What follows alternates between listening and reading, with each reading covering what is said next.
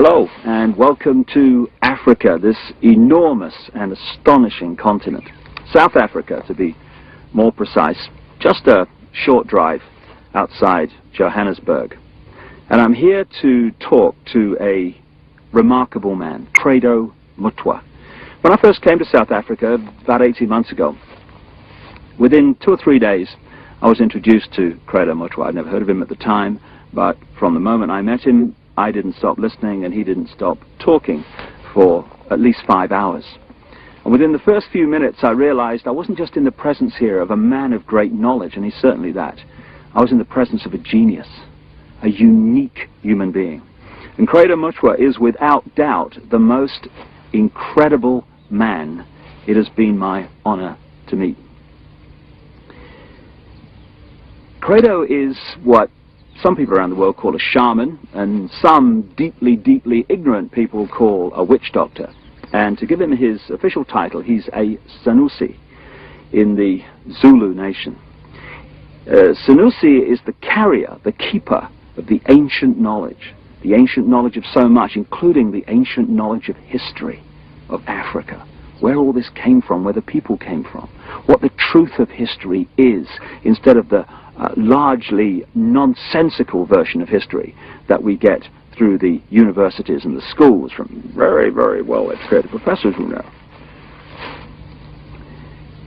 There are only 2 Sanusis left in South Africa. Credo is one. And that's terrifying, because it means the true version of the history of this continent is dying. It's being lost to this official nonsense that we're told is history, but is absolute garbage. History has been rewritten, and the people who can put that history together again are going out of this world as they age and are not replaced. So you're about to have, as I have, the enormous privilege of hearing this man talk and seeing his knowledge preserved for as long as the electronic medium exists. He is the official storyteller and keeper of the history, the knowledge of the Zulu people. But you know, knowledge is a very dangerous thing when you're trying to hold people down into a mind prison, you're trying to manipulate them, you're trying to control them. And so people like Credo Mutwa, who have the knowledge to rewrite history and therefore rewrite the present, they are very dangerous people to those that wish to control and suppress. This man has had endless threats to his life, endless attempts on his life, right up to the last few days. And he has upset the hierarchy of his own people as much as he's upset those others in other cultures and other races that wish also to suppress the truth for reasons of preserving their own religious domination or keeping people in ignorance. And so I've come here to talk to Credo at length about many things, and this is a series of unique videos with a unique man. And what we're going to start out with is to concentrate on a bizarre story, an off-the-wall story, you would think, but one which he is confirming at every turn from his own background, his own unique knowledge of this continent. Over the last few years, as I've been trying to uncover how the world's controlled by a few people, which it is, and who those people are, it has emerged from my research that, bizarre as it may seem, a reptilian race from another world, interbred with humanity in the far ancient world, creating hybrid crossbreed bloodlines. You see references to these in the Old Testament and into endless of the ancient texts. In the Old Testament it talks about the sons of God, which in the original is sons of the gods, plural, interbreeding with the daughters of men to create the hybrid race, the Nephilim. These gods were the literal gods of the ancient people, and they used to sacrifice people literally to the gods. And these crossbreed bloodlines, as ancient accounts tell around the world, were put into the positions of ruling royal power in the ancient world. And then, as is happening today, when you do the genealogy of the ruling families and the ruling positions of power in the world, be they the 42 presidents of the United States up to Bill Clinton, be they the British royal family, be the aristocracy of Europe, any of these key ruling elites, the top of the banking system, the top of the global business system, you hit the family lines which go back to these same ruling lines of the ancient world, royal lines, that the ancient accounts say were the crossbreeds between humanity and these reptilian gods. In other words, a reptilian extraterrestrial race has been controlling planet Earth for thousands of years to this day and putting its genetic compatible bloodlines into the positions of power as presidents, prime ministers, banking leaders, business leaders, etc. And this explains so many things, where we get the divine right of kings from, the divine right to rule because of the bloodline, the genetics.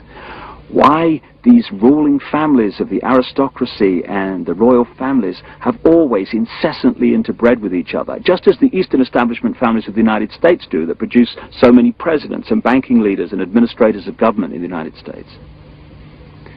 And astonishingly, bizarre as I keep saying, and seemingly ridiculous as this story may be from our conditioned perspective of life and reality, when I started talking to Credo Mutwa from his African experience and knowledge of the most staggering depths and variety, he tells exactly the same story that I have uncovered around the world, exactly in great detail. And if Africa and the world is ever going to be free, and we are, then they have to listen to this man. And they have to listen now.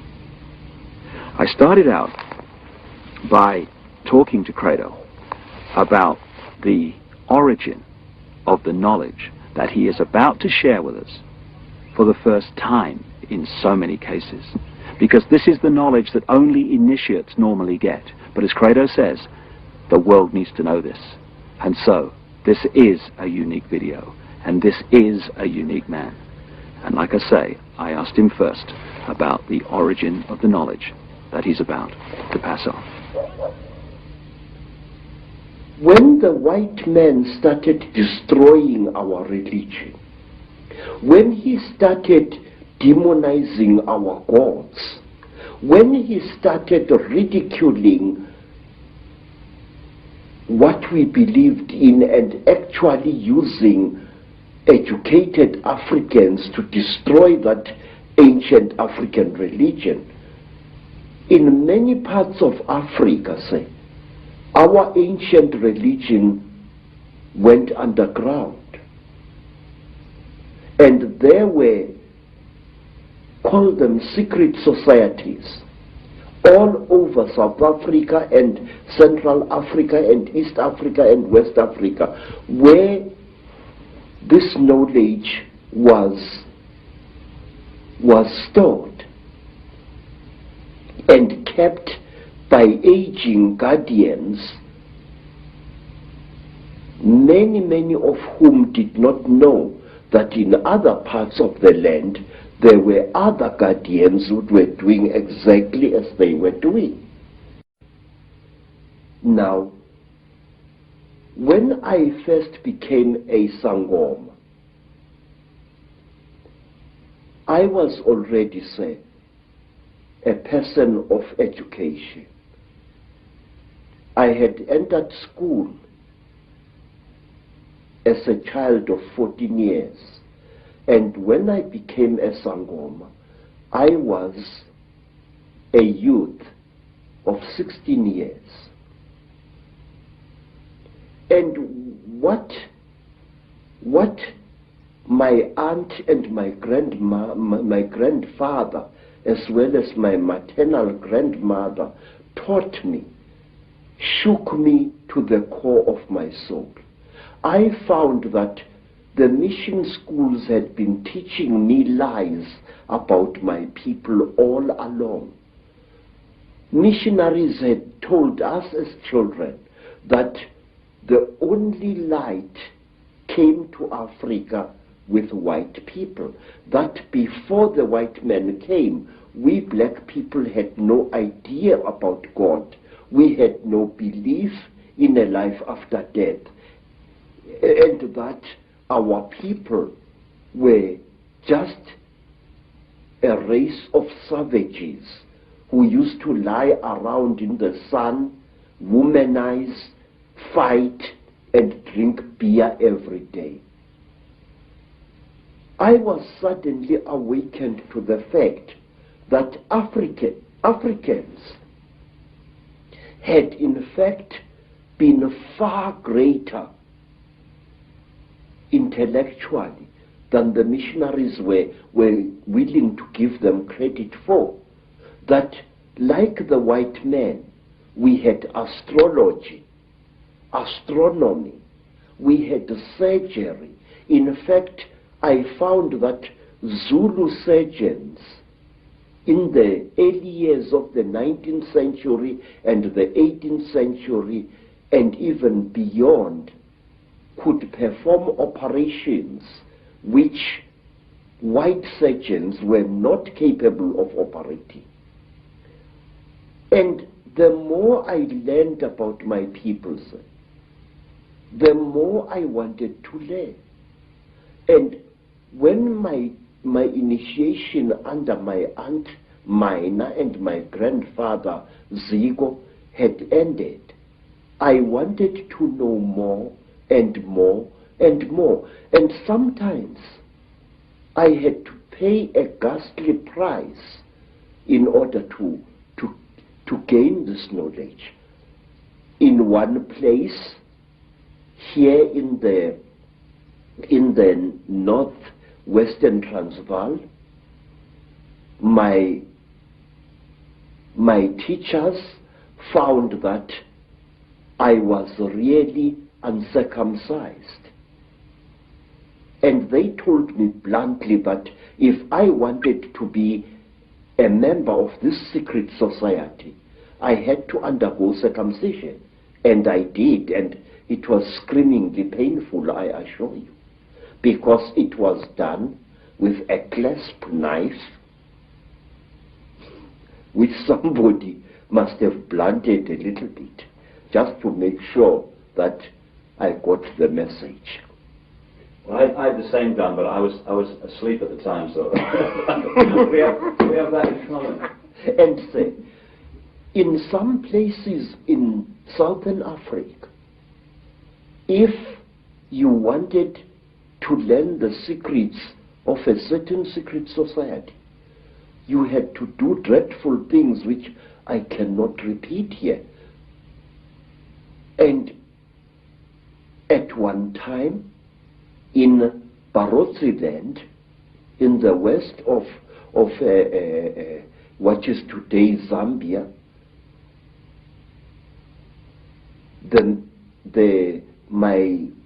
my teacher said, look, how far are you willing to go in order to become one of us? I said, I am willing to go anywhere. He looked at me and he said, listen, educated man, we are tired of people like you. White men come amongst us to milk our minds and then to kill us. We want to be sure that we can trust you. And wait, sir. I said, great one, I am willing to do anything. He said, are you? I said, yes. And then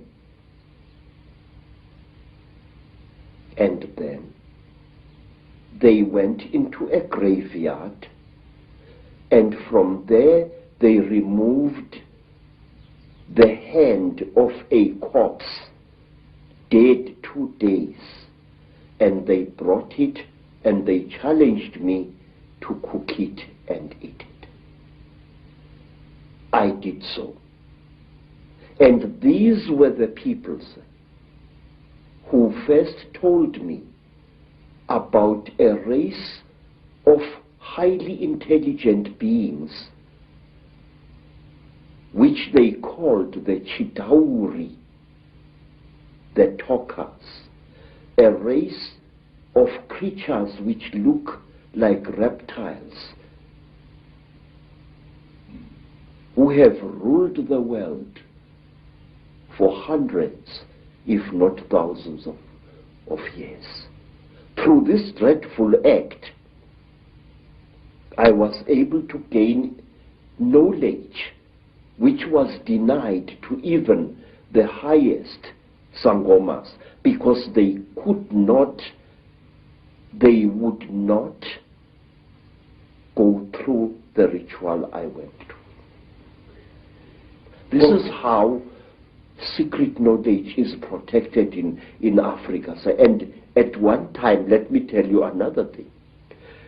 Again, in Barotse land, on the border between Angola and North Rhodesia, as it was called, I was brought into a hut. And in the hut was a young woman. She was as black as ebony, and her hair was like a huge black cloud on her head. Her teeth had been sharpened in the Barotse fashion until they looked like those of a reptile. And Mutwa was very puzzled. What's this lady doing here? I'm supposed to spend several nights in this hut, so what is she? What is she doing here? Now, Credo Mutwa, being a frightened Zulu, afraid of women but not afraid of wild animals, decided to sleep with his back to the wall, giving the lady a nice clean bed. And on the following day, Credo Mutwa was fined 15 pounds by the local chief because I had refused a sacred gift.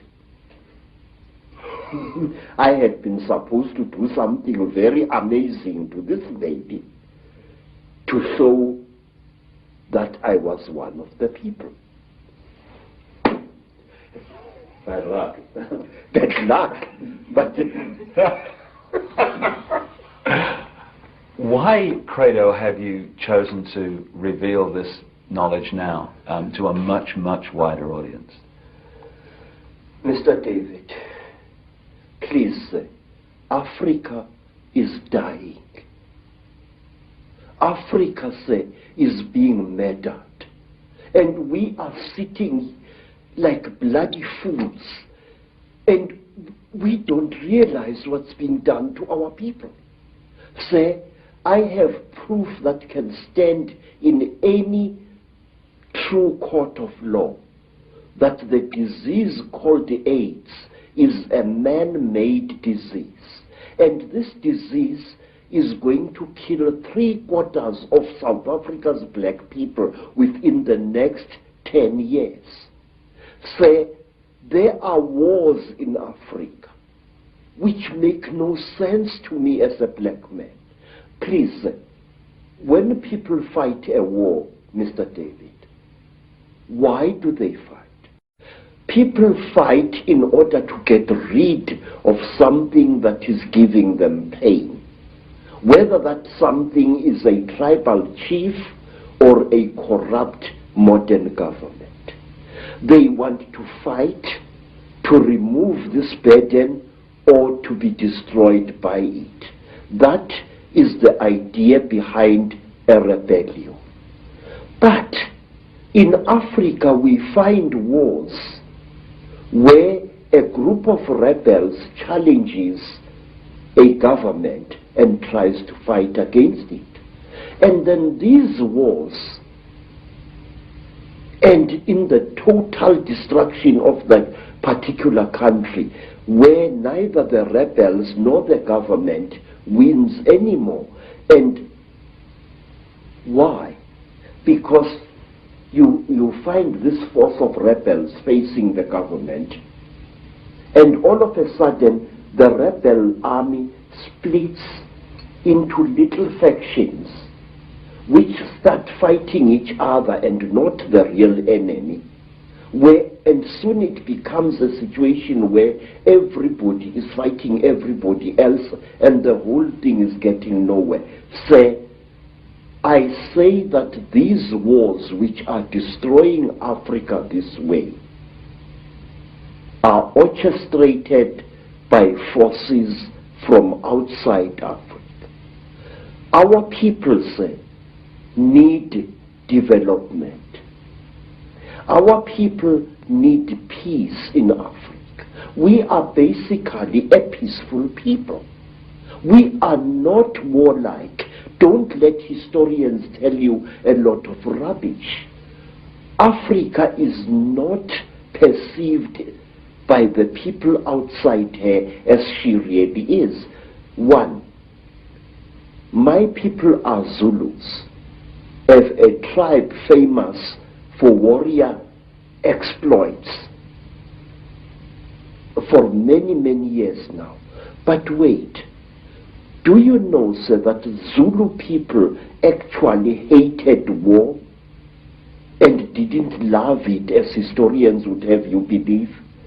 We Zulu people call war impi, I-M-P-I, and we call evil imbi or ububi.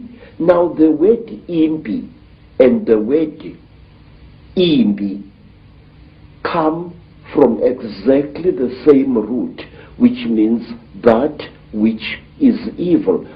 We call copper itusi, which means the helper, the frightener away of evil spirits. But we call iron insimbi, which means the evil metal, the metal of war. Now, when a Zulu went to battle, he spiritually prepared himself for fighting. But when he came back from battle, a Zulu would undergo a ceremony of purification, a very, very painful ritual, which lasted for some 7 days before he was even allowed to touch his wife. But wait for this. In England, we have got the lady Sarah Churchill, Duchess of Marlborough, writing in her diary that her husband, Sir John Churchill, the Duke of Marlborough, after the terrible Battle of Blenheim, had made love to her 3 times while still wearing his top boots. Wait, sir. Listen to that. Here is a man coming into his tent or whatever it was, with his boots still stinking with the blood of horses and the blood of men, and probably with human flesh still attached to the soles of those boots. Here is this man making love to his wife. What kind of attitude is that? That a man would come smelling of death and destruction to desecrate his wife in 3 torrid sessions? We never did that in Africa. We hated war, and furthermore, our people, the black people of Southern Africa, are accused of having been a male-dominated society, absolute bloody poppycocks. Zulus were a female-dominated society. And if you want proof of that, ask yourself who killed King Shaka, who planned Shaka's murder, two women, twins, Mama and Mkabai, Shaka's aunts, who was the greatest advisor of King Shaka. His mother Nandi, she used to plan every one of Shaka's military campaigns right down to the last detail. So, everywhere in South Africa, our word for great also means female, but that is something we shall discuss at another time. So, Africa is being murdered, and a race of people which once founded some of the world's greatest civilizations is being cruelly exterminated, and our politicians appear to be hypnotized as like a little antelope hypnotized by a python. Don't our leaders know what is going on in Africa? I'm going to talk, sir. I'm going to talk, and I'm going to reveal and damn the consequences. I am not a brave man, but it's high time somebody stood up and exposed the conspiracy around Africa and her people. So let's start looking then at the force that is the common theme through all this history to the present day that's been manipulating these highly malevolent, highly destructive situations. My own researchers around the world has certainly focused in on the fact that there is a force, not of this world, shall we say, that is the common theme. What is your experience and your knowledge of an extraterrestrial involvement in the history of Africa?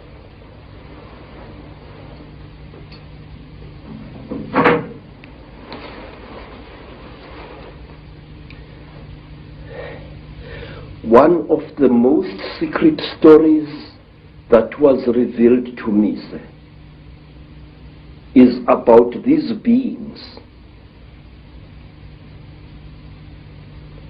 This story was revealed to me first in Barotsident, then in the country today called Rwanda, once known as Rwanda Urundi.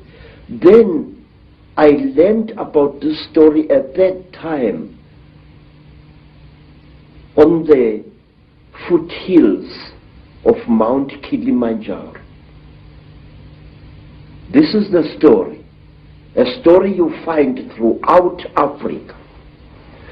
There was once a time when the blue sky was invisible, when the whole world was covered with mist, when you could not see the sun as it is now. You only saw it as a splash of white light moving slowly across the sky. At that time, there was an eternal drizzle every day of the year. At that time, people could not see the stars. People only saw the trees growing, trees which were very, very big. There was no desert at that time, only jungle everywhere where you were. At that time, sir, people were what we call in Zulu, Ngubili. A human being was both male and female in one body. And out of the sky, one day, came terrible objects. They were like gigantic bows made of huge gleaming gold. They were shaped like bows without strings, and they were bigger than the biggest mountains. They came out of the sky bringing great noise, black smoke, and fire with them. And out of those huge objects came them. At that time, sir, human beings could not speak. We had no gift of language at that time. And people had, however, great mental power. A man would go into the bush and, using the power of his mind, actually call out an animal which he wanted to hunt and kill for his children. And the animal would appear and kneel down before the man, and the man would kill the animal and take it home. But when the Chitauri arrived in Africa, they told our people that they were gods and that they were going to give us human beings great gifts on one condition: we had to worship them and accept them as our creators. Some told our people that they were our elder brothers and that this earth had produced them generations ago. And they said they had come back to the green womb of their mother and that they were going to make us into gods. What they did, they created a very strange pair of caves in the land. They dug 2 caves. In one cave was a green light, in another cave was a red light. And they drove human beings into these caves. And each human being had to choose which cave the human being wanted to go into. And those who went into the green cave came out as women. And those who went into the red cave came out as men. And then the talkers, the Chitauri, told our people that now they were perfect. But the moment the first men saw the first women, a terrible row erupted.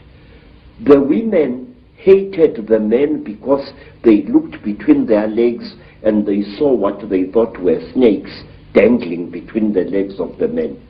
And the men hated the women because they looked on their chests and they saw these big things. What they were, they did not know. And then the Chitauri laughed. It was to them a very, very big joke. And then the Chitauri said, if you serve us, you wretched little human beings, we are going to make you into gods. And the human beings agreed to serve the Chitauri. And the Chitauri gave human beings a second gift, the gift of language. People started talking with their tongues where they had talked with their minds before. And there was a big rubbish starting again, because this man did not know the language of that man. And when this man greeted that man, this man thought that he was being insulted, and so a lot of murder and culpable homicide started taking place all over the world. When our people were given language, they found to their horror that they had lost much of their mental powers. They had paid a terrible price. But the Chitauri were now the masters of human beings. They made them, the human beings, to go into holes in the ground and to mine metal, gold, copper, tin, all kinds of metal. The Chitauri forced our people to mine. And the people were very unhappy because they couldn't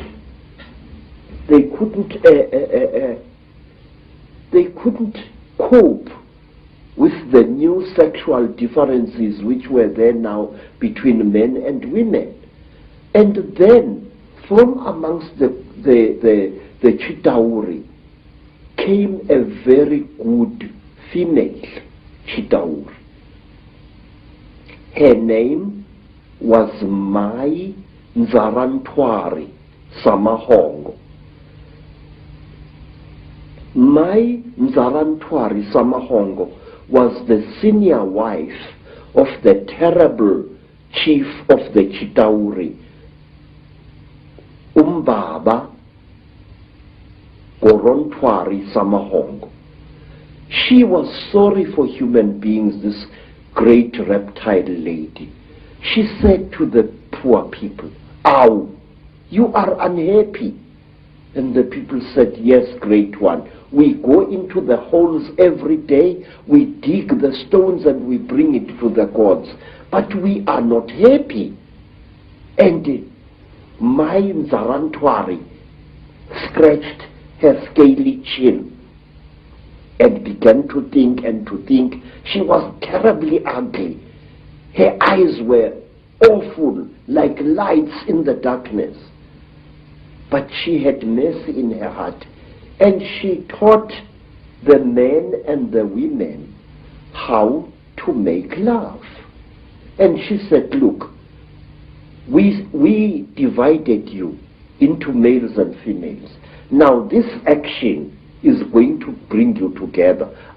But it did not, because anyone who receives a gift from the Ntwari, the children of the python, is always in trouble. What happened was that when one guy slept with his wife, he didn't find her much, so he went to steal another guy's wife, and there was a big remorse, as we say in Afrikaans, starting. So men started stealing each other's wives and each other's girlfriends, and women started stealing each other's husbands, and there was a big nonsense in the land. And King Umbaba, the terrible lord of the Ntwari, the reptile people, said, "Look what you've done, you stupid old woman. Now these people, they are making such a noise. Listen to all that screaming in the bush. They are busy making love there, and our gold is not being dug, and you are responsible for this." And Nzarantwari thought and thought and thought and thought, and then she got a plan, and she said, "I will make them stop. When they make love to each other, the female is going to get pregnant. And when she is pregnant, the male is going to leave her alone, and that noise in the bush will not be so disturbing to you, my lord." And Umbaba said, "You had better. There is no production here." And so all the women in the world was pregnant, and Umbaba was furious with his wife. And so it went on and on, until one day Nzarantwari activated a black hero called Mweru. And Mweru challenged the great chief of the serpent people to a fight, and he cut off the royal penis of the king of the snake people, and that caused a big war. Mweru ran away, but Umbaba, the terrible chief of the people, caught him and arrested him and brought him to his village. And there the great chief Gorontwari Umbaba said, "Look, you cut off my thing, and I have replaced it with one made of gold, and I can't make love to my wife anymore. You think too much, you wretched little human being." Now Umbaba had a terrible nail in one of his hands, a claw, and with this claw he drove the claw into poor Mweru's nostril, making a terrible hole into his brain, and he started drinking Mweru's brain, and then he threw away the corpse. To this day, we believe that the people, the Chitauri people, they eat human brains. And strangely enough, scientists have found skulls where the human brain has been removed and eaten by someone or something. Well, hearing you speak here, so many things come to mind. First of all, you're saying that telepathy was the key form of communication before the Chitahuli, the reptilians came. Yes, sir. And I guess it's like a muscle. When you use it, it gets more sensitive and more powerful. So the more you use your telepathy, the more powerful your mind got. And then when language came, it almost brought us into this three-dimensional world and disconnected us from that mind power that we had before. Yes, sir. And it's also interesting that the story that you talk about, the language being given, and then the different languages being given. And of course, that turns up in the Old Testament, in the Bible. It turns up in stories all over the world about the fact that we were divided by language, so we couldn't communicate. And as someone who publishes books, I know today how difficult it is to communicate through books when you've got endless different languages. So it's been a brilliant form of control for a long time. Yes, sir. Even now here in South Africa, today, sir, black people prefer to speak to each other in English if they belong to different tribes. And they have even, over the many decades, black youths have even created a lingua franca of their own, which we call Tsotsi language, which is a mixture of African words and Afrikaans words. They do this in order to bridge the incredible language gap which exists between black people in South Africa. Let me show you an amusing thing, how different languages are. The language of the Xhosa people of the Eastern Cape is very similar to Zulu, but certain important words in the Zulu language, good words, are viewed as obscenities by the Xhosa people. For example, in the language of the Zulus, an ancestral spirit is called Idlozi.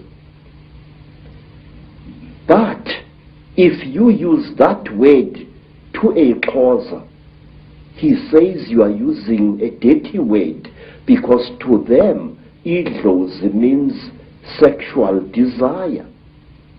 And in the language of the Zulus, milimil, maize meal, is known as impupu. But in the language of the Bapedis, maize meal is called bupi, and if a Zulu uses the word impupu in front of a Bapedi woman, she feels that he has insulted her, because in the Bapedi language, impupu means a woman's sexual organ. And in the language of the Mashonas, in the language of the Zulus, a mother is called mama. If I say my mother, I say mama wami. But in the language of the Mashonas, the people of Eastern Zimbabwe, the word mama means to sit down and have a crack. So one day when I said to my Mashona hosts, ngikhumbule umama, which in Zulu is, I remember my mother, I'm missing my mother, the Mashona gentleman immediately took me and directed me to his pit latrine at the back of his house. Because in the Mashona way, mother is mai, not mom. So you see this terrible difficulty, this subtle problem of language is a very big obstacle to communication in Africa. So we designed languages. There's another language called Fanagalo. which is a lingua franca consisting of African words as well as nonsense words and Zulu words, which was used a lot in the mines in the 1930s, 40s and 50s. So to bridge this great language gap, we have created artificial languages in Africa, but today English is the preferred language of communication. Some say we should learn French, also another language of communication in Africa.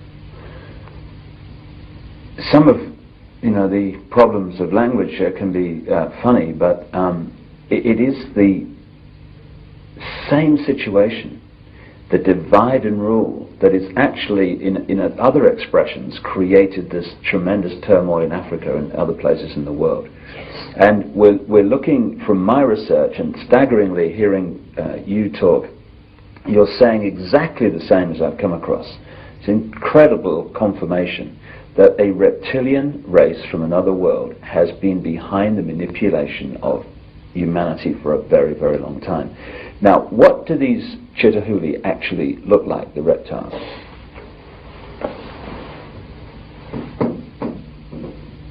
I'm not a good artist. You're better than me, that's for sure. But this is how we believe the Chitahuli look like. They were created in this. You see, sir, you white people say that there are alien beings on this earth. No, you are wrong. The earth in which we live has produced 24 different races during its long existence. Please, this is how a Chitahuli looks like. It stands about 11 feet high. It is a very slender being which seems not to have a bone structure. Its fingers have no joints. They are more as if the bones in here were flexible. Some of the Chitauri have got 3 claws with a thumb. Some have got 6 claws with a thumb. And some of the Chitauris have got horns on their heads. And what surprises me is this. Some film producers, like the producers who make the film Star Wars, often show creatures in their films which actually exist, which even the most uneducated of Africans who knows this Chitauli can identify. For example, in the new Star Wars film, what is it called? Star Wars or something like that. There is a creature who amazes me called Darth Maul. Darth Maul is a red and black being with a ring of small horns right round his head. That is exactly what the Chitahuli look like. Some have got ordinary heads without any horns on their heads. These are the lesser Chitauli. But the royal Chitauli have got a ring of sharp horns all around their heads. And the very high Chitauli, like their king, Mubaba Samahongo, they have got very long horns which grow this way. Not that way like a bull, but this way like certain antelopes. Now, I just wonder, where these film producers get their information from. And in one strange films, which my student called me to come and watch, the thing called Stargate 2. Mm-hmm. And in that films, there was a creature, a very slimy, cream-colored creature with heavy wrinkles on its face. It was a spitting likeness of Mubaba Samahongo, the terrible emperor of the Chitauri. Well, clearly there's a tremendous amount of knowledge of what's been going on and what is going on, which comes out symbolically through films and areas of communication like Hollywood. But the thing that I'm totally stunned the more I talk to you about this is because I've been all over the world having people give me descriptions of seeing reptilian type figures, particularly people in positions of power in the world, changing into a reptilian figure and coming back again.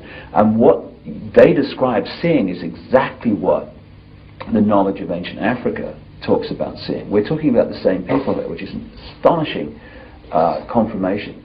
And the eyes is something that keeps coming up being described. Yes. Tell me about the eyes of the Chitahuli. Say, a warrior Chitauri has got eyes like a snake. These eyes are yellowish with split pupils, and they glow in darkness. So if a Chitauri, a warrior Chitauri, one of the lesser classes, is hiding in a cave, you can see its eyes burning. But a royal Chitauri has got 3 eyes. It's got the yellow eyes, which glow in a strange, almost ice-like way, like jewels, like certain types of yellow jewel. And then they have got an eye in the center of their foreheads, an eye which doesn't close up down like a normal eye does, but which closes from side to side and which opens this way. Now this eye of the Chitauri is the eye that kills, because it can knock a man down just by the fire, the glare that comes out of it. Is this where the a constant recurring theme of the evil eye comes from? Yes, sir. Yes, sir. In fact, Mubaba, the emperor of the Chitauri, who is said to be still alive today, Mubaba has got a central eye. His other 2 eyes were stitched shut by a jealous wife. But his killing eye, the Samahongo, the terrible red eye, opens. He can even open it like this. Mr. David, I would like to share a little thing with you. It is this: the best way to protect an evil thing is to deny its existence. And if you talk about things such as the Chitauri, if you talk about things such as the Mandinda, there are many people who say to you, rubbish, this thing does not exist. Now, in this way, this great evil is protected by being denied. One day in my long travels through the world, I was in New York, in that place called Harlem, and I saw a graffiti on a wall along a passage, and the graffiti was, there is no such a thing as the mafia, and we will kill any asshole who says that there is. In this, again and again, sir, in America, people deny the existence of the mafia, and by denying it, actually protect it wittingly or unwittingly. There are those who deny that a national and international conspiracy exists. They deny it ferociously, but by denying it, they are actually assisting it and actually protecting it. We must stop denying the existence of these things. We must stop saying that there are no Chitauri, that there are no aliens, that there are no Illuminati. There are. I could tell you for hours. For example, do you know what we Zulu people call a person, a very, very clever person, a very, very wise person, a person who has received light from God? We call him Umkhanyiselwa. In other words, the illuminated one. Khanyisa means to light up something, and Umkhanyiselwa is somebody who has been lighted up by the gods. So you say Illuminati, I say Umkhanyiselwa. It's the same thing. And my research very clearly, and again, you're right, there's tremendous denial of this is the fact. Even among conspiracy researchers, there's tremendous denial that the Chitahuli, the reptilians, and the Illuminati are actually the same thing. Exactly, sir. Because amongst my people, we say that when two Chitauri are challenging each other for power, and they must fight a duel with their terrible eyes, they start glowing like fishes deep in the sea, and the faster they glow, the angrier they are said to be.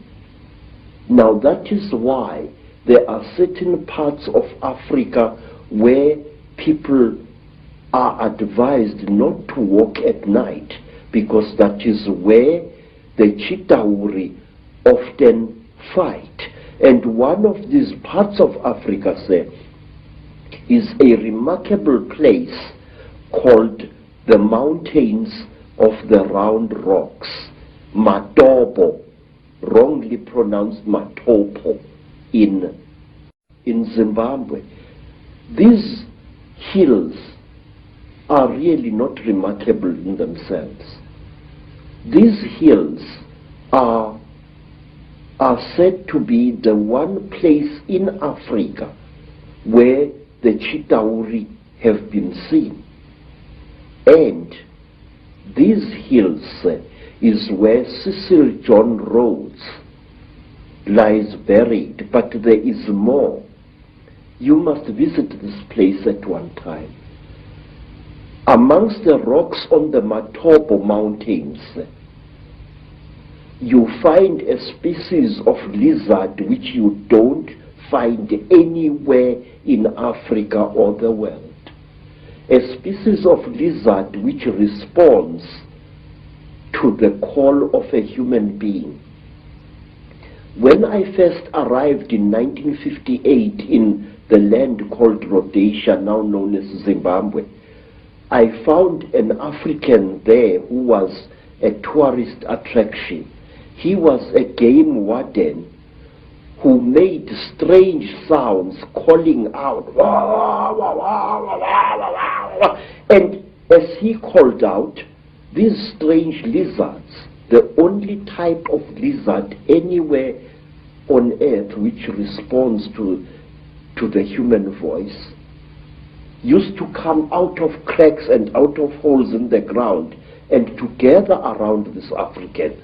And it was this African game warden who told me that the sounds he is making are not just noise, they are the speech of the Chitauri star gods. Isn't it staggering coincidence that Cecil Rhodes, one of the greatest Illuminati frontmen, perhaps certainly of modern times, who did so much to imprison Africa, should choose to be buried at the point where this is all going on? You see, sir, Cecil John Rhodes went his way into the hearts of Africans, and in their despair, wise men of the Mashona people, wise men of Matebele people, tried to make Cecil John Rhodes one of them. They told him about the secrets of the Matopo Mountains, that under the Matopo Mountains lies a city of great wisdom, which is the home of the last survivors of the Chitauri god beings in that part of Africa.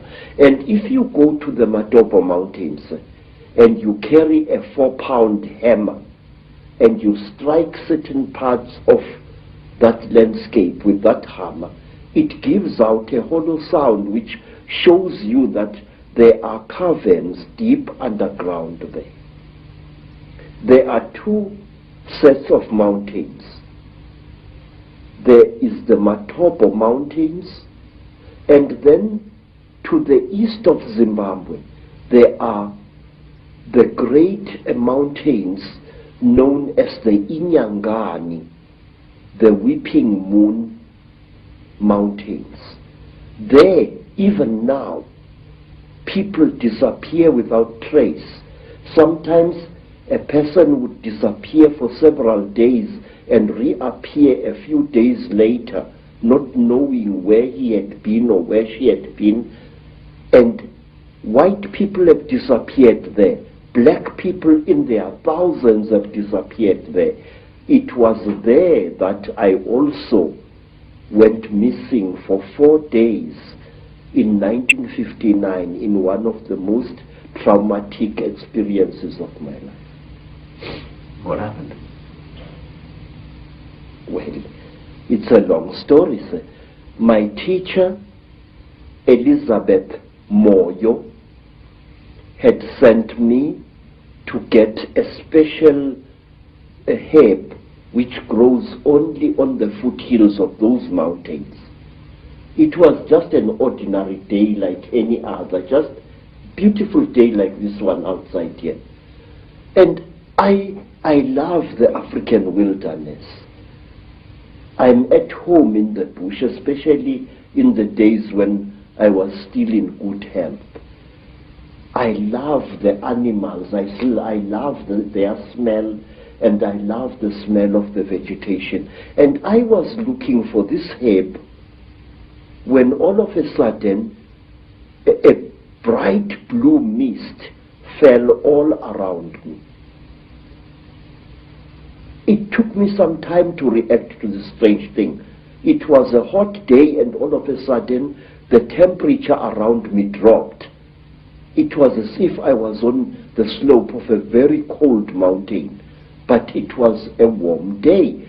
And then the next moment I was in what appeared to be a metal-lined tunnel, a caving tunnel, and I was lying on what looked like a workbench, a very large workbench of some kind. You know, an iron table which an engineer or somebody working with metal would use for welding and cutting metal upon. But this workbench was very brightly polished. And there I was lying there with my trousers missing and only my khaki shirt, when I saw again through what appeared to be like blue mist a number of moving objects, which at first I thought were dolls. And these objects were moving towards me. I noticed with mild surprise that they were very thin, short, human-like creatures with very, very large melon-shaped heads. The creatures had no noses, as human beings have.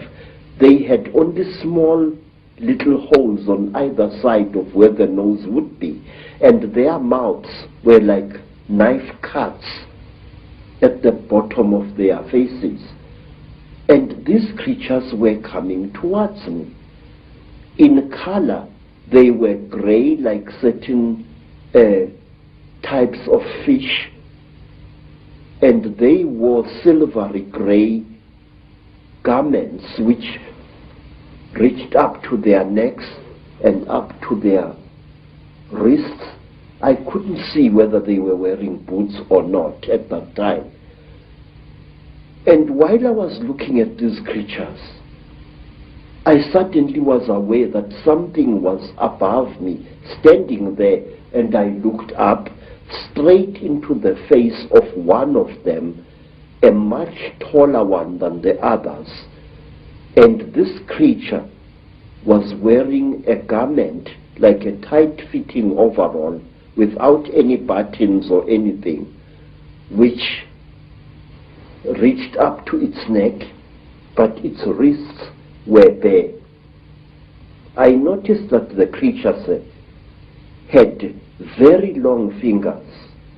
Its fingers had and each of its fingers had an extra joint, and it ended in a claw, a black claw like that of a chicken or a certain kind of bird, and that its thumb was not here, but here in the middle of the hand.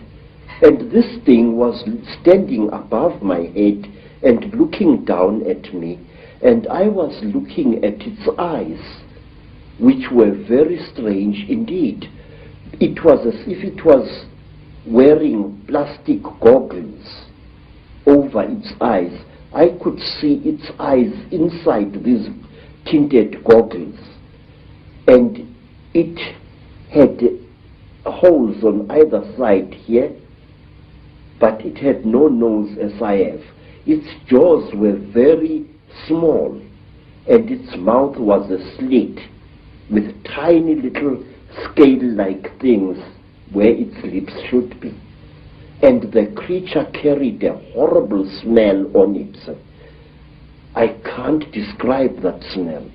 It was a metallic, chemically smell which seemed to combine the smell you would smell when somebody is burning brass or copper, and a very ugly chemical smell, these two smells combined. And this creature was looking down at me. I was frightened, but I could not move. And the next thing I knew was a terrible pain on my left thigh. It was as if somebody had just stabbed me right to the bone. I screamed and I tried to jump away, but my body was inactive. I could not move. I was not tied to any chain. I was not chained to the top of this table. There was no belt tying me, but I could not move my body. And when I looked down at what was happening, I found that one of the shorter creatures had driven something very painful into my left thigh. And then, while I watched, horrified, the creature pulled out this thing, and I saw that it was like a pencil made of shining metal with what appeared to be a flexible cable at the back.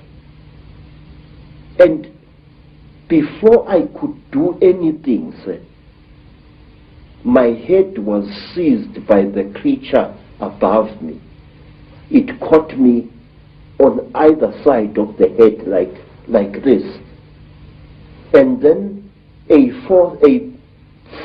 third creature drove something into my right nostril here.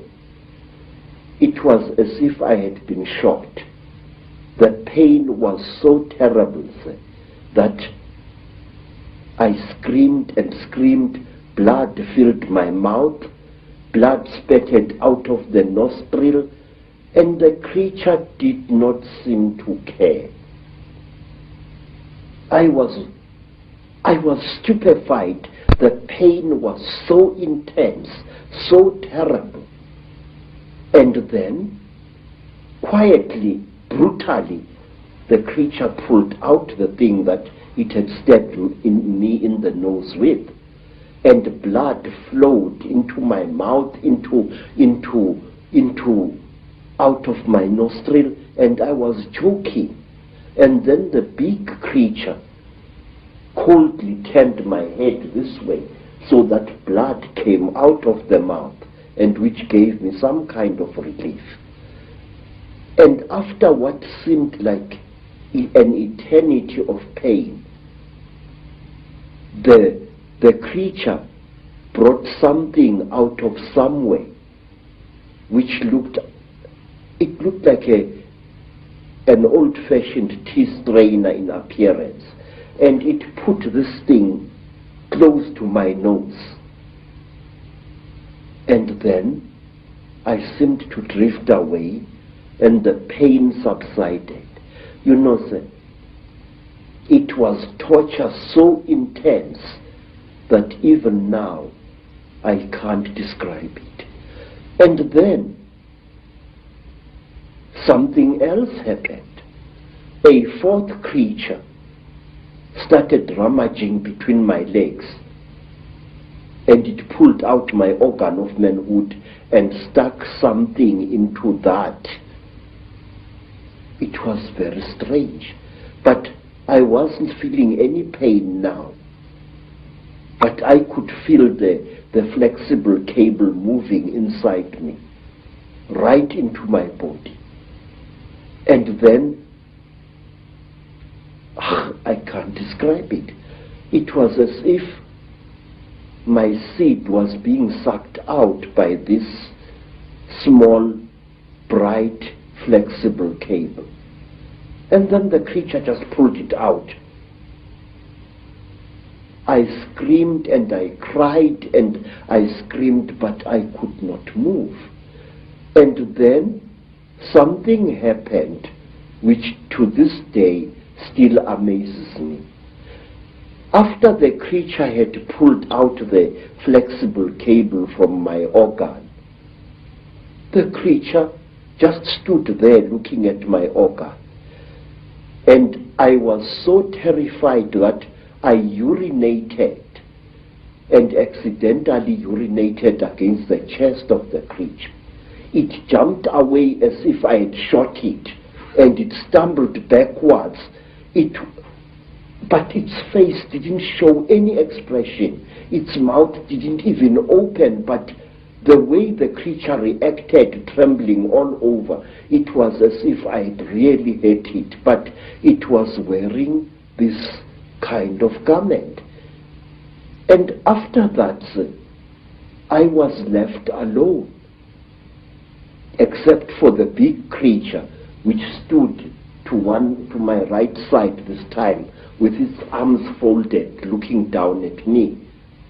And then, while I was looking at this creature, trying to appeal to it, no pain anymore, no pain, please, I was pleading. Pictures suddenly flooded my mind. Pictures of buildings sunk in a red lake of water. Buildings rotting away. Buildings that appeared as if they had been bombed. And cities sunk in terrible mud. Trees sticking out like rotten ghosts trees without leaves, without branches, sticking out of the mud as if they had been poisoned. I saw visions of this. And then, through an entrance which I had not seen before, came a strange and terrible beings. It was exactly like this.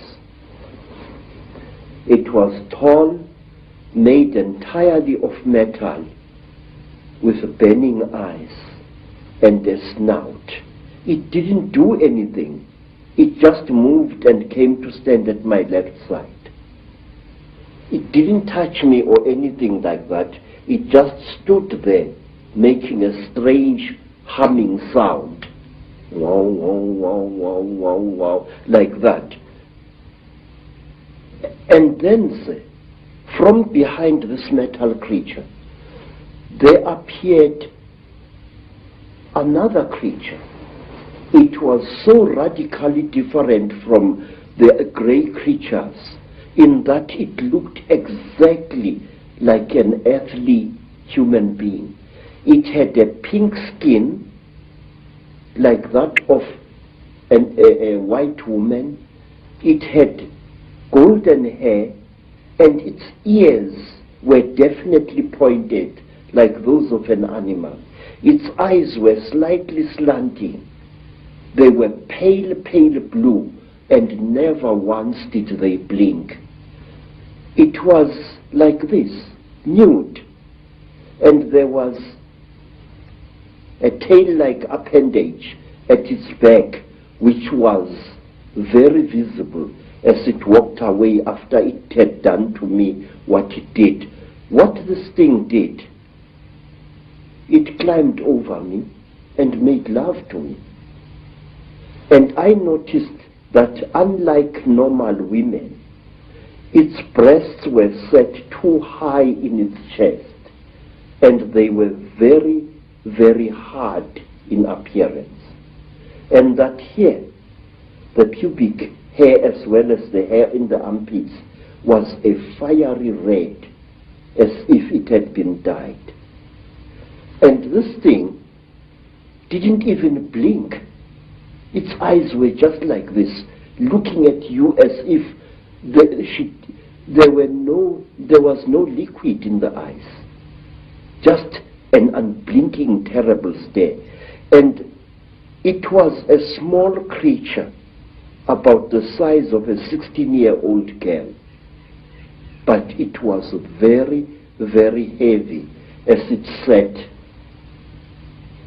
on top of me. And there was no emotion in that whole nonsense. There was no, I just... And then the creatures took me out of that room after the metal creature and this pink creature had gone. This creature took me out of that room, assisted by another one, and they pushed me along a corridor which curved slowly in that direction, towards my right. And there I was shown many things which even today I don't understand. I was shown little versions of this creature swimming in huge cylinders made out of what looked like glass, in a pinkish liquid, like ugly little frogs inside the liquid. They looked like aborted human fetuses. They were very, very terrible and disgusting. And then we came to another room, and there I saw a number of people undergoing the same torture that I had undergone. One particular person whom I passed very close to was a white man, definitely a European, with yellowish beard and moustache and long, straggly blood-crusted hair. This man looked into my eyes and I looked into his eyes, and we were so close we were as I went past him. Then, to cut a long story short, I found myself in the bush again. But I was wearing only my shirt. My boots were gone, and so was my trousers. So I took off my shirt and wore it around my waist as a loincloth. And I started traveling, not knowing really in which direction I was going. Then I came to a track, and I walked along that. And some time later, I saw people coming towards me. It was a group of young men and young women, Mashona people, and they were going to a trading store, I later learned. I asked them where Elizabeth Moyo's homestead was, and they directed me to it. But they kept a safe distance away from me. And later I learned why. I was carrying a horrible, non-human smell upon me. When at long last I came to Mrs. Moyo's village, all the dogs in that place went hysterical. They came at me in a pack, wanting to tear me to pieces. And only the villagers managed to save my life there. Mrs. Moyo asked me where I had been, and I said I did not know. And then she said, I know you had been taken by the little ones. I said, yes. I cannot understand. She said, you must not try to understand. You were chosen by the gods as a living sacrifice. So don't even try to talk about this. But how could I not talk about it?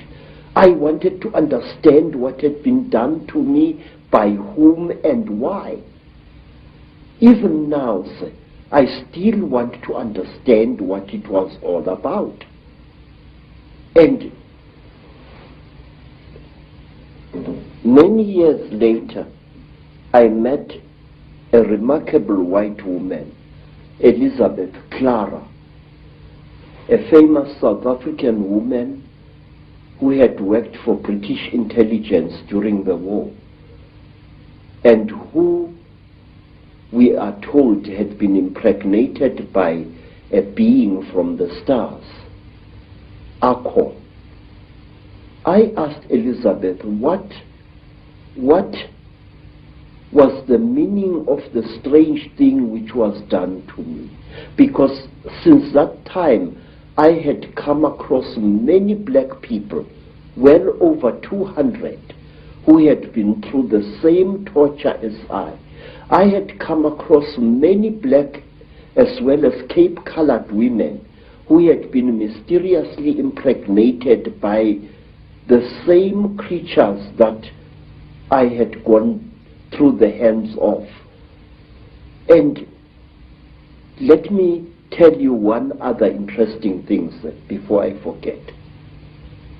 About a year after I had underwent this terrible experience, I was walking along Jeppe Street in Johannesburg delivering parcels when a white man shouted at me to stop. I stopped. I thought he was a policeman wanting to arrest me for some reason. And when I tried to produce my identity document, the white man said, listen, I don't want your nasty word, passbook kefa. I said, then sir, what do you want, Mas? He said, listen, where did I see you? Where did I see you? I said, I don't know, Bas. But he looked very familiar to me. And then he said, listen, don't bullshit me, man. Where did I see you? Where did you and I meet? Then I said to him, I saw you in Rhodesia, in a certain place. You were lying on a table. If I had hit that white man with a fist, he would not have reacted the way he did. He went pale, almost dirty gray in appearance, and he turned away with a terrible, dirty word, and he walked away. His eyes were filled not with anger, sir, but with pure, naked terror. Astonishing story. Yes, sir. But there is more, sir. There is more, because I still want to know what was done to me. Sir, one day you and I must talk more, in greater depth than now. I would like to tell you that since that time, I have found that I know things that a man of my standard of education shouldn't know. These hands, and those who know me can confirm this, these hands not only have made these sculptures using ancient African metal casting secrets. These hands, believe it or not, can make guns and working jet engines. And one day I wish you to come back to South Africa and I will show you one of these things. I know things which I shouldn't know, and it started at that time. Now, you see, sir, I want to know, what am I? Since that terrible time, my life as a man was really messed up. And one day let me tell you, sir, since that time, I have become a very confused creature.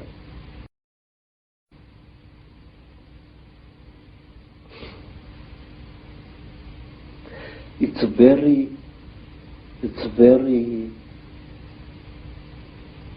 embarrassing, really. But since that terrible day, I became bisexual, which to me as an African is very, very disgusting. Since that time, my mind doesn't seem to be my own. I think about things that a man like me shouldn't bother himself about. I worry about people. It's sickening, sir. I have ruined my life because of worrying about people. I feel that I want to take every human being on this earth by the shoulders, shake them roughly and say, listen, Pastor, there is more to this earth than you think. Sir, I have seen the Chitaul. I have smelt them. I have had personal experience of these. And there are people who claim that these creatures are gods. There are people, sir, who claim that these creatures are experimenting on us. That is a lot of rubbish. These creatures are harvesting us. These creatures are not aliens, Mr. Icke. These creatures are sexually compatible with our women. And what does that tell you?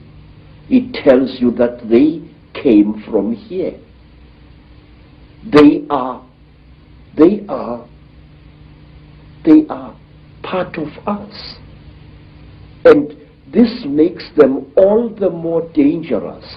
They know us very, very, very well. They know the great weaknesses of our minds, just as they know the great strengths of our minds.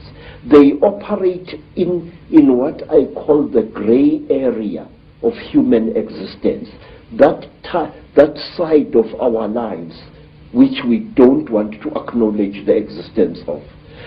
They create, African tradition says that the Chitauri, where they engaged God himself in a terrible war, and God defeated them, the real God, Nkulunkulu, the creator. God defeated them, and he closed their mouths so that they are unable to talk or to eat food anymore. But we are told, say, that the Chitauri fatten on the energy that we human beings give them. They make us to fight each other. And when the whole land is drowning in death and fear and terror, when hundreds and hundreds of people are angry and afraid, the Chitauri get fat because they eat what we call the dark power, which is brought about when human beings destroy the planet on which they live. They feed off human emotion. Yes, sir. Very, very intense human emotion. We are told, for example, that if you see a Chitauri walking through the bush or just standing there and looking at you, and you are accompanied by your wife or your girlfriend, you must immediately make love to that girlfriend and release as much emotion as possible, and the Chitauri will be pleased and will walk away from you and not harm you. And another thing, sir, we are told that the Chitauri eat energy which is generated when hundreds of human minds or one human mind starts thinking at certain levels. We are told that the Chitauri want us to think at certain levels. Certain wavelengths. Yes, sir. And they reward us with long life.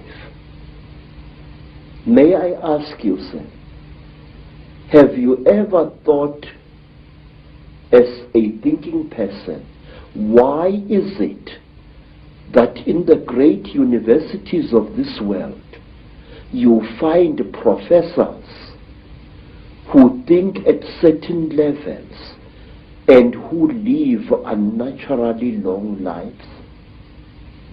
Albert Einstein, Raymond Dart, Robert Broom, all these professors live a long, long time. And my Aunt Mine, the last Sanusi in South Africa other than myself, is as active as a young girl, and yet she's close to her 99th year of life. My stepmother, Rose, she has lost nearly all her children, and she is still alive. Extreme longevity is the reward with which the Chitauri reward you if you think at certain wavelengths. The description of your abduction clearly is describing what has become known as the Greys, what I think is also known by some as the Ant people, the grey figures with the big black eyes.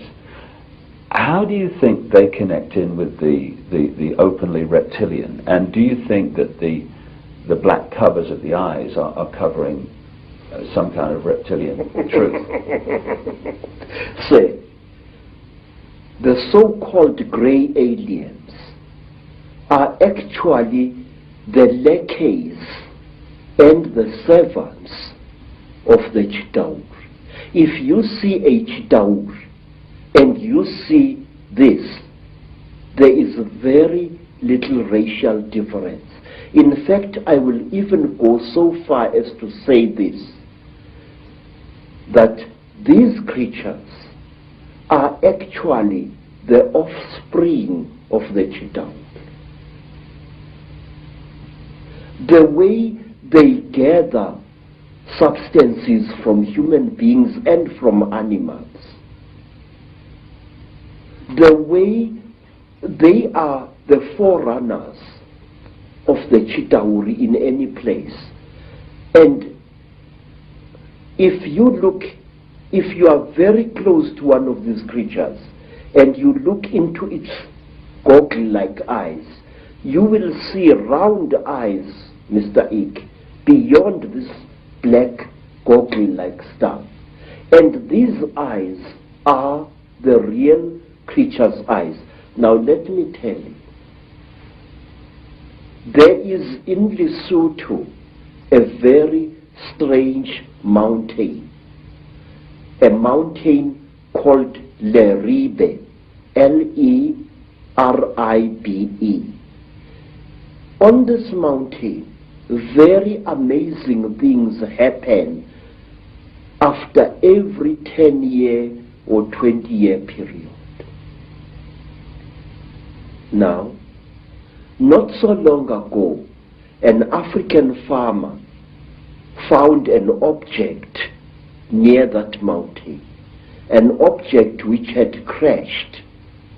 And he was driving his tractor and he saw this strange object lying in the ground with tiny little bolts of lightning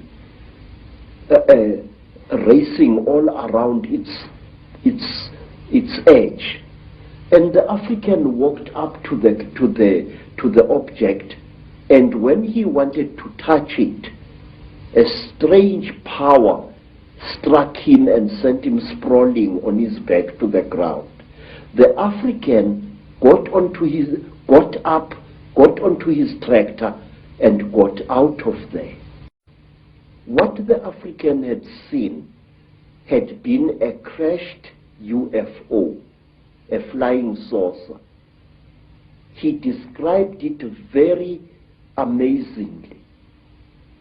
And he said that after a few days, there appeared what he said was a huge removal van, very big, accompanied by soldiers wearing black uniforms, goggles and berets.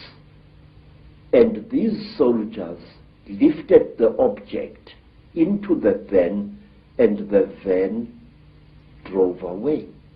But when people came to the site, they saw that something had fallen there, but they saw no heavy tire tracks of the vehicle that the man had described. Something had crashed there, had been removed, but there were no wheel marks of the heavy vehicle he had described. Now let me tell you something else.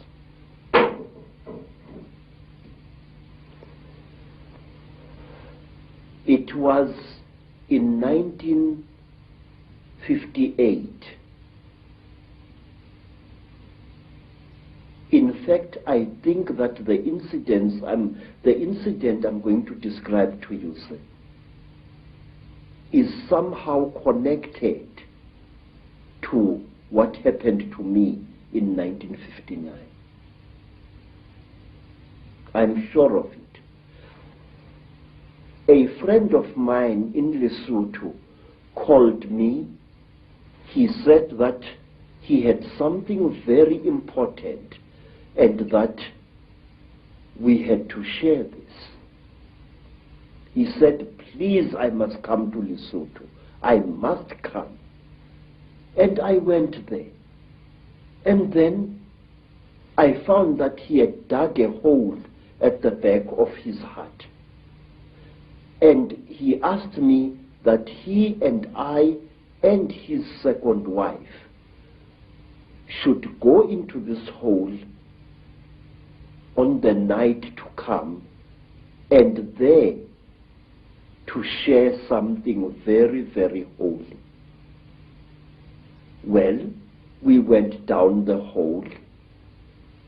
We used a broken ladder, and there inside the hole we ate small pieces of something. He told me to chew these things very thoroughly, as they were quite hard. I still had teeth in my face at that time.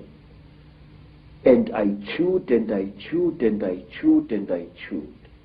But I noticed that what I was chewing was some kind of dry substance, and that it had the same taste that you would feel in your mouth if you sucked a copper penny. It had that coppery taste, like as if you were sucking an old copper coin. And then we left the hole and we went into his house. And on the following day, we all became terribly ill, very, very ill. Our skins erupted into a rash. It was very, very painful. It was very, very itchy. We bathed with urine trying to take the itching away, but it failed. We bathed with sheep dip, and it failed. And in the end, I could no longer breathe at all. My tongue appeared to swell many times its size. And then I got so sick I could barely open my eyelids. The skin was itching like mad and I could barely breathe. And as the days went by, it was about a week, but it seemed like 100 years, slowly the rash subsided. And my skin began to peel, as did my friend's skin and the skin of his wife. We were very, very, very sick. And when I could speak, I asked him, what was the thing that you gave me to eat? This is the thing that has made us so sick. Why did you do this, my friend? He said, look, what we shared was something that can only be eaten while you are hiding in a hole. And that thing is the flesh of a god. I said, God? He said, yes. I said, but I am sick now. He said, wait, you'll recover. You either die within 2 days or you recover. Now we are going to recover because we are still alive after 2 days. Mr. Icke, I can't describe to you what happened next. I wish you to imagine, sir, you are sick, weak, and feverish. Suddenly, you get stuck, staring, raving, laughing mad. We started laughing. Ha ha ha ha ha ha. It was utterly incredible. What had made us to What had caused the laughter we did not know, but we laughed for hours, all three of us. And then, when our jaws couldn't laugh anymore, a new thing happened. My friend's eldest daughter gave us all water. And when I drank that water, my sense of taste was so heightened that I was utterly shaken. Ordinary water from a mountain spring tasted like, I don't know like what, like wine, like something out of I don't know where. My taste buds must have been souped up somehow. And then another feeling, which I cannot describe, fell over all of us. It was a feeling as if we were one with the entire universe. When I looked at a tree outside my friend's homestead, it was as if that tree was a multicolored living rainbow. When I looked at the mountain far away, my sense of sight was so intense that I could see colors beyond colors. I can't give you any other description. And then say, afterwards, I was very weak, but with a monstrous appetite. And then I left my friend's homestead and returned to South Africa. Every step of the way, I seemed like a person reborn. It was a feeling that no words can describe. And when I asked my friend by letter afterwards, what was this God flesh? He said it had been the flesh of a puana. What we call grave. Yes, sir. People who say that these things don't exist had better think again. They are tangible, they are smellable, and furthermore, they are edible if you are willing to take the risk. In Africa, we have an ancient custom whose existence many people deny today, that anything that claims to be a god should be eaten. There are places in Africa even now where if you are a spiritual person and you are sick, well, let me tell you what happened to me in the country today called Zaire. I got sick. I was undergoing yet another of my 7 initiations, and I fell sick from very bad running stomach. And I was so sick, everything that my friends, white friends and black friends, could do failed to help me. And then one night, some of my teachers came to me and requested that since I was going to die, would I please allow them the honor of eating me after death. Now, sir, it's a very good thing to be invited to a dinner, but not when you happen to be part of the menu.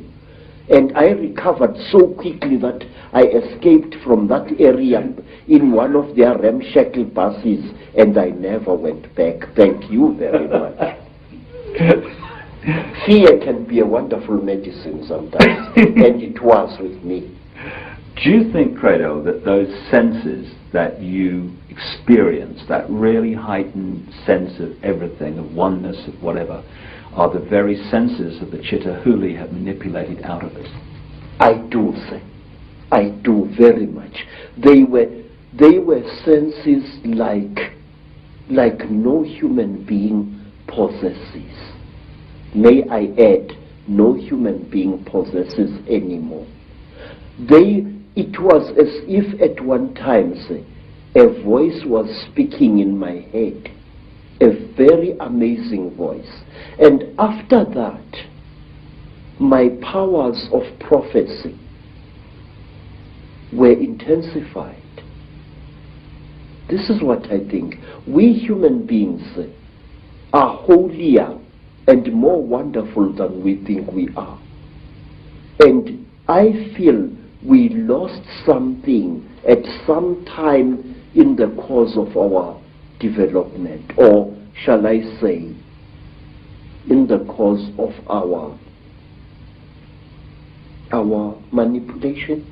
Credo, this is fascinating information, which I'm sure many people in the UFO research community will be very, very interested in. That is that these grey extraterrestrials, or grey figures, whatever they are, don't actually really look like that. They're almost in disguise. Yes, sir, they are. And I will tell you why. Grey aliens have died in various parts of Africa.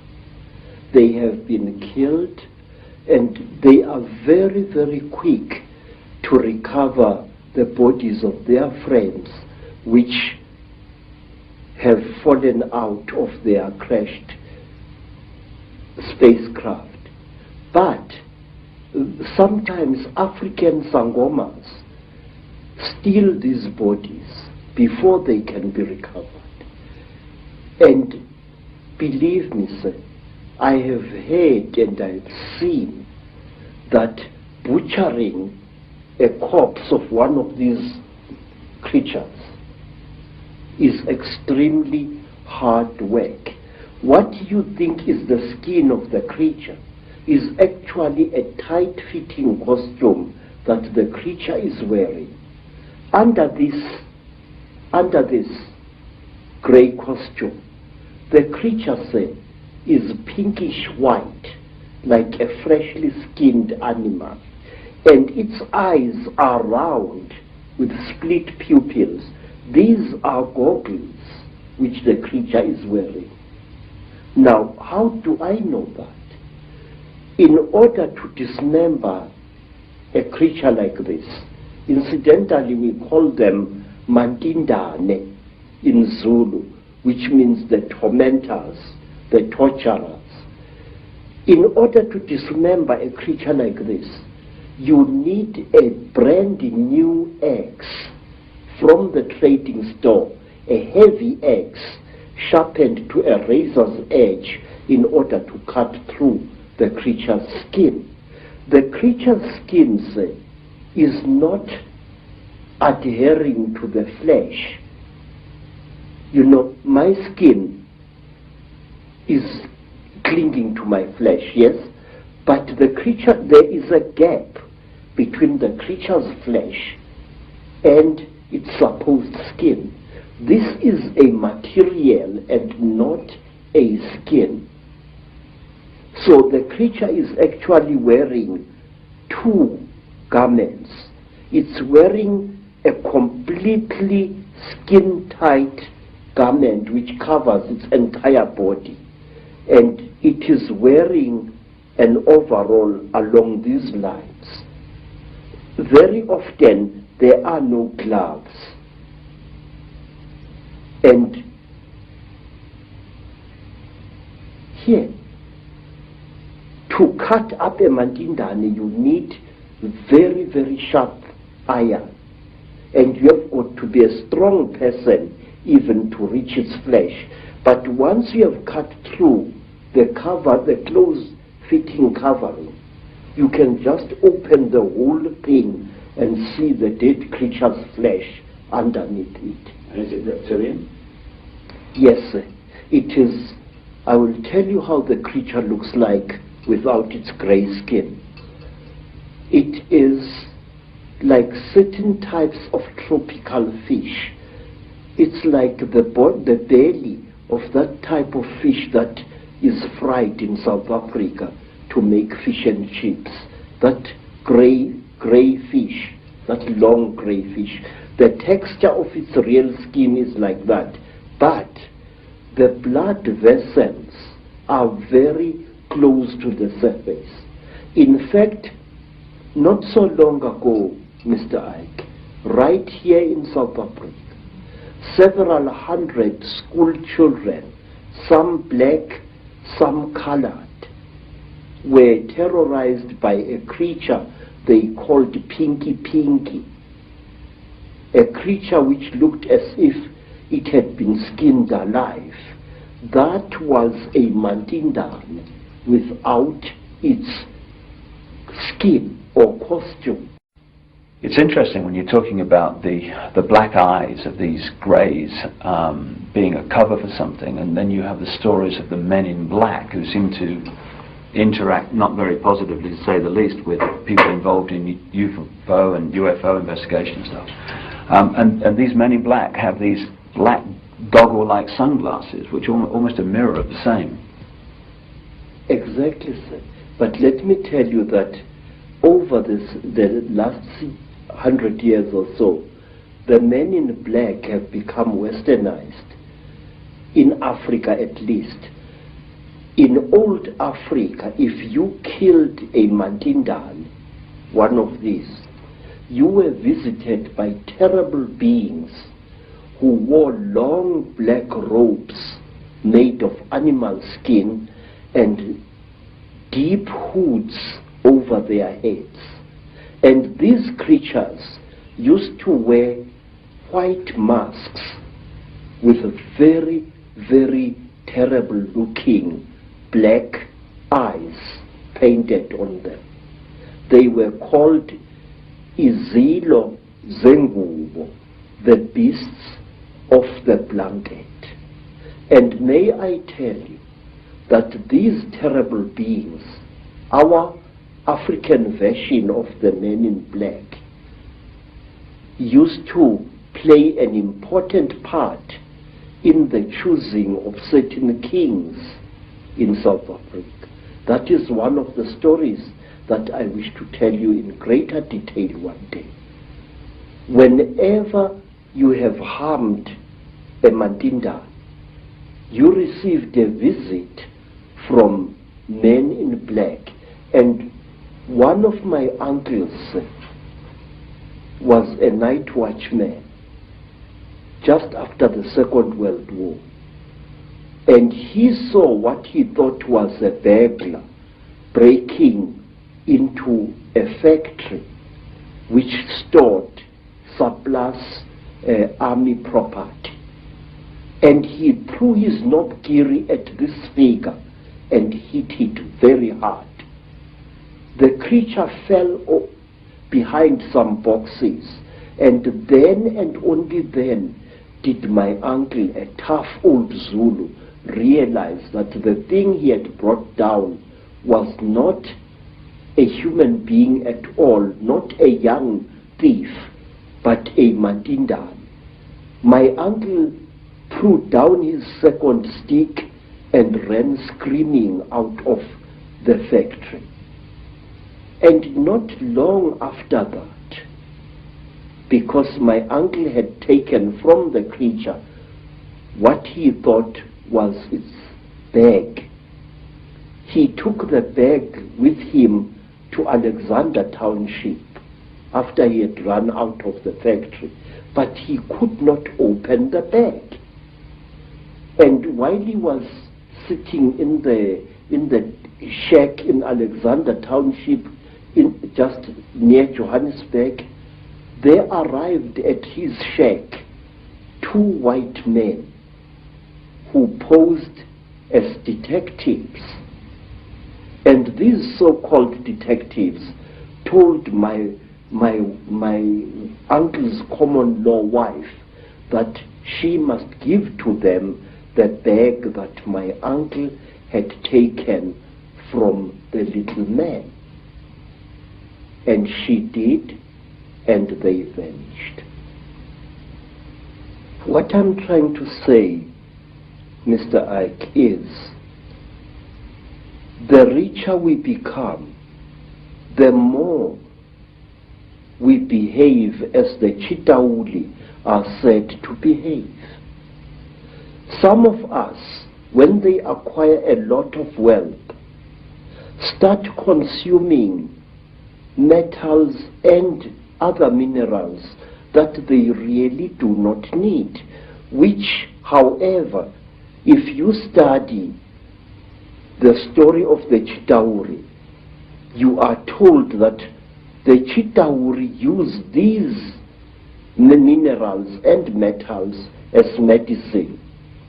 We are told, say, that the Chitauri, when they get sick, smear their bodies with gold dust, which gets absorbed into their skins and they become all right.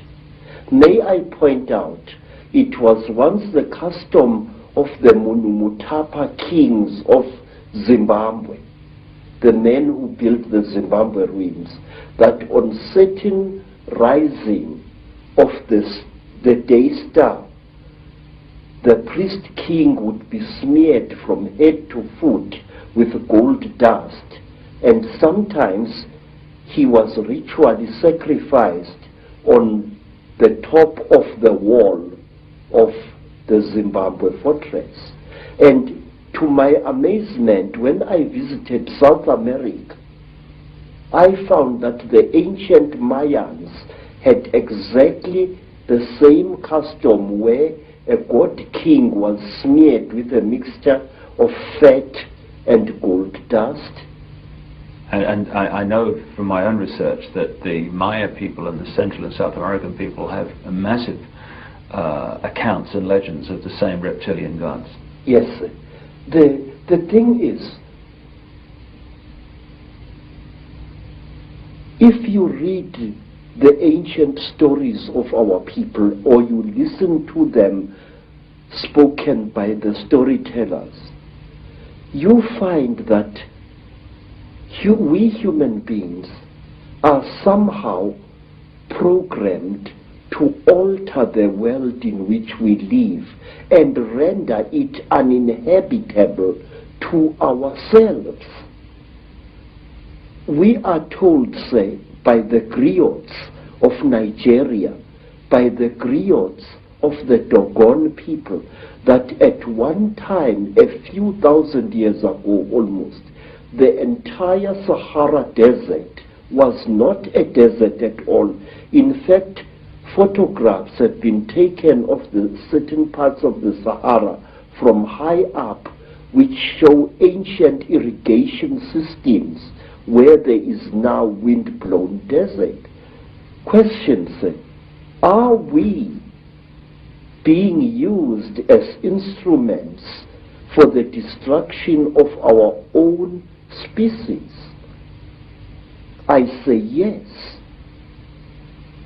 The wealthier a person is, the more like a Chitauri he or she behaves. Some wealthy people even go to the extent of throwing away their old spouses and acquiring new ones, exactly as King Samahongo of the Chitauri does.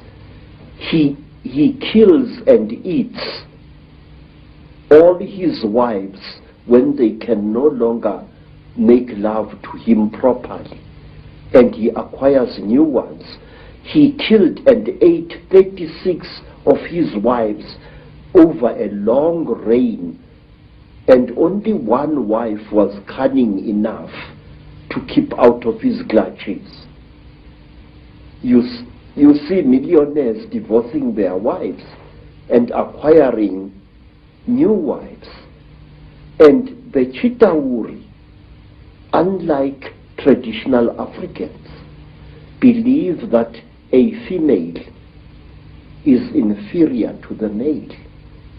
And so do the wealthy people who acquire great wealth in this world.